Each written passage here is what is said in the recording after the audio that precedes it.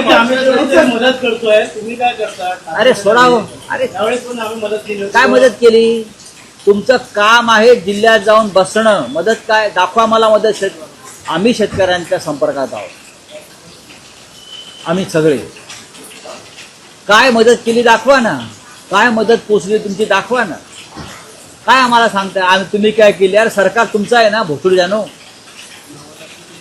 सरकार कोणाचं आहे? आमचं आहे का? तुम्ही आम्हाला का प्रश्न विचारताय? हरामखोर लोक आहे ते. आम्हाला प्रश्न विचारताय. सत्ता कोणाची आहे? सरकार कोणाचं आहे? तिजोरी कोणाच्या हातामध्ये आहे?